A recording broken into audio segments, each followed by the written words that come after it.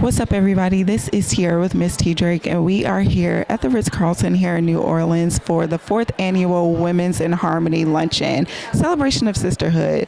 Going to be music performances, awards. It's going to be a great time, so stay tuned for the recap. She is the head honcho of this whole event that we're at. So just explain to me a little bit about the Women in Harmony Luncheon and, what it represents and the imprint you want it to leave on society. Amen. Thank you so much, Tierra. Thank you for being here and sharing this. We're excited about Women in Harmony. Women in Harmony was a vision that I had 4 years ago. We were coming to the Essence Festival, and I said, as a part of the National Urban League, we wanted to bring women together.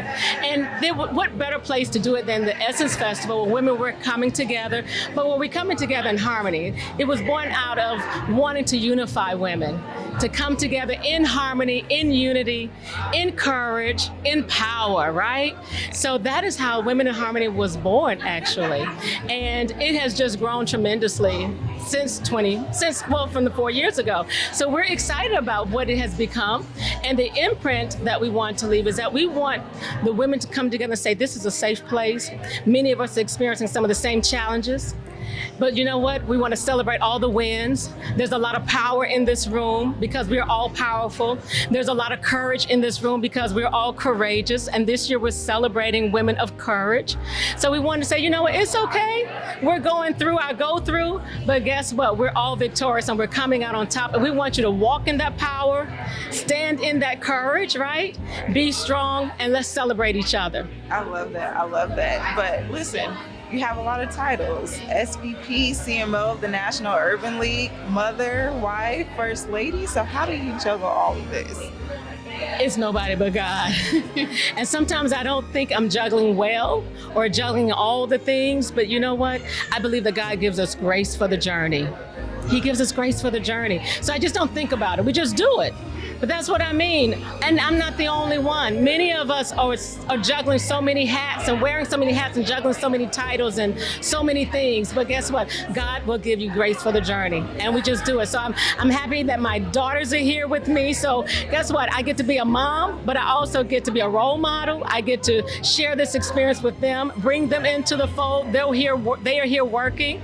And shout out to my husband, Pastor Bell. Shout out, honey, to my husband, because he's at home by himself, but we'll be home one day. But we get it. But he allows us the opportunity to share this amazing experience with so many amazing women, and to empower young women like yourself, and to bring young women like yourself into the fold. That's what it's about. It's about reaching back and sharing our experiences with younger women and getting ready to pass the torch, right? To pass the torch on. And so I'm excited. That's why I'm really excited that you're here and sharing this time with us, because you're a woman of courage, because you stepped out and you're doing this, right? So so I admire you as well. Yes. Not bad for 2706 Columbus, Georgia, girl. That's right. That's right.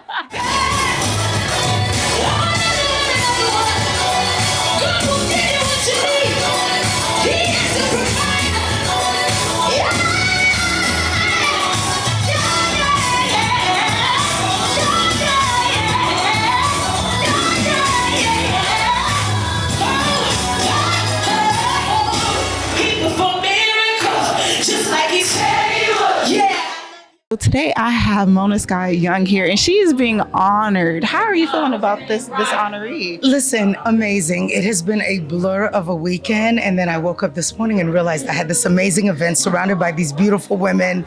The day got a lot brighter and better from there. Yes, I love it. So now, reality TV is a very significant part of our culture. So, with all the many hats that you wear, how do you navigate the responsibility to influence the public's perception and just keep a positive influence? I mean, as a storyteller, because even back in my days as a manager, it was about helping the talent that I represent tell their stories in form of song and music. And then moving into television, it became about the same thing. So I think the responsibility is to allow for all voices to be heard, to allow for all the different facets of who we are as people to have a platform to tell their stories and their unique experience. experiences.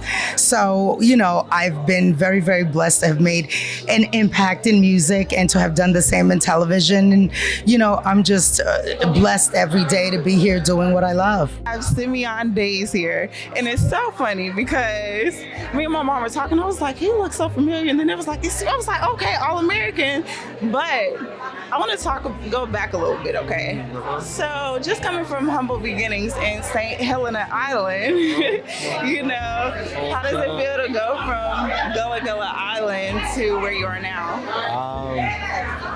Honestly, it almost feels destined, I think it's dope to still be working, but also still have like the impact and the people who know Gullah Gullah Island to watch him now and then be like, oh wait, I kind of grew up with him. It's crazy. It's crazy.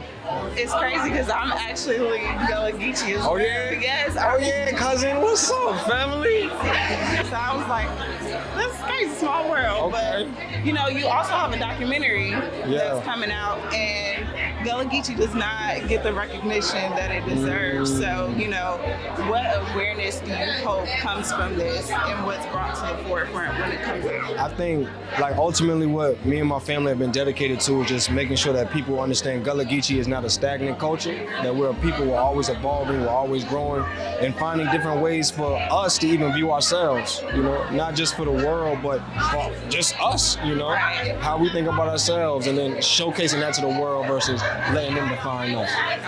Yeah. What's new coming out? I mean, you've been in so many things. So what's new? What can we expect? I can't speak too much about it because right now the industry is in a strike right now. So we're still supporting the writers. But I got a couple of my own Gullah Geechee projects coming out. Yeah.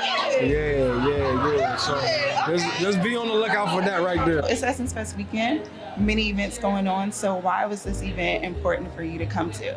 Well, I'm so excited to support the Urban League. Fashion Fair has always been really close with the Urban League. I might need to say that I'm Desiree Rogers, co-owner of Fashion Fair, in case you didn't know. But so we couldn't miss this opportunity.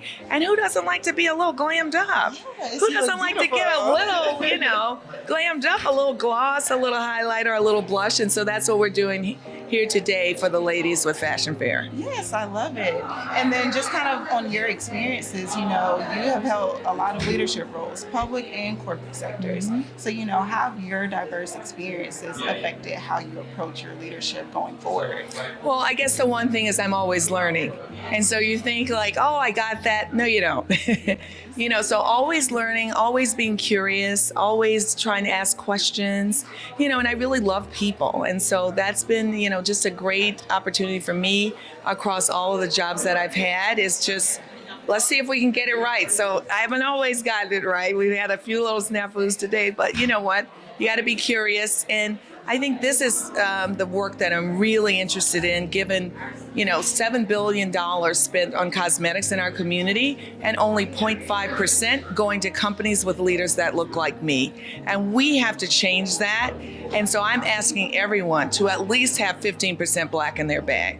It doesn't have to be Fashion Fair. We know there are a lot of other Black cosmetics and beauty companies. Let's be supportive of our own community and get some of that money back to us. Yes, I love it. Well, I wish you nothing but continued success. All right, girl, I'm going to be looking for that 15% Black in your bag. Love will important your kids and your family.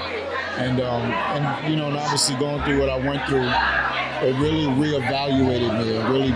It gave me a chance to reset. And I was fortunate enough and blessed that God put a new perspective, cleaned my heart. And I'm just happy to be alive and being around this and all you powerful young boss ladies. I actually thought your mom was your sister and now she's your assistant. Like, amazing. Yes. So, many events happen in Essence Fest weekend. So why was this event, something that you decided to come to and actually sing?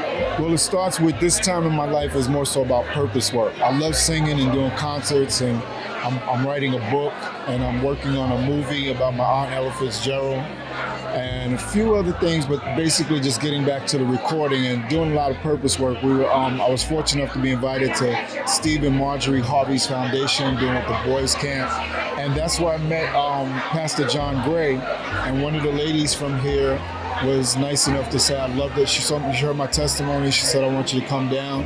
And I was like, great, let's do it. And simultaneously, I think 2 days after, my brother from the Bronx, D Nice, called. So tonight I'm at Club Quarantine. Okay. So yeah, back to work. Yes, I love it. Back to work. And just last question, so I don't want to take up too much of your time, but you know, R&B has evolved over the years, you know. So what do you think about today's R&B? And with you coming up with new music, how do you want to, you know, go about that? I love today's R&B. I think a lot of guys my age. First of all, Chris Brown is like my nephew. We both got roots in Virginia. I love Chris Brown. There's no perfect thing dealing with the business, the fame, and the fortune, especially for you guys at your age. But I mean, her, Jasmine Sullivan, Bruno Mars. I don't see how people think music's not in good hands. It's evident. Young singers like Mario, who I'm possibly going to be on the road with Boyz II Men and Robin Thicke. It's in great hands, and it's our responsibility to let them know that they are doing a great job and holding it up for people like Billy Eckstine and Marvin Gaye and Teddy Pendergrass, Luther Vandross, Aretha Franklin. We've had a great road paved for us, so it's kind of easy. And you know, music is abstract like art, so the stuff that doesn't seem to fit with like good feeling, because music is good news. It's supposed to make you feel good. And the stuff that doesn't, I don't listen to it. So I don't really, at that point, know what's happening. But there are some artists that are young, that are really doing amazing stuff. Yeah.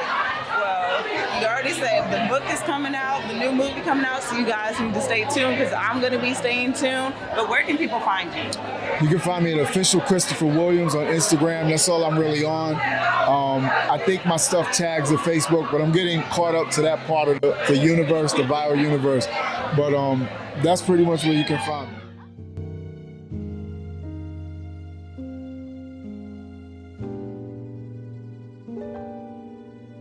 All right, guys, this is Miss T. Drake. I hope you guys enjoyed that recap. Stay tuned for the next video.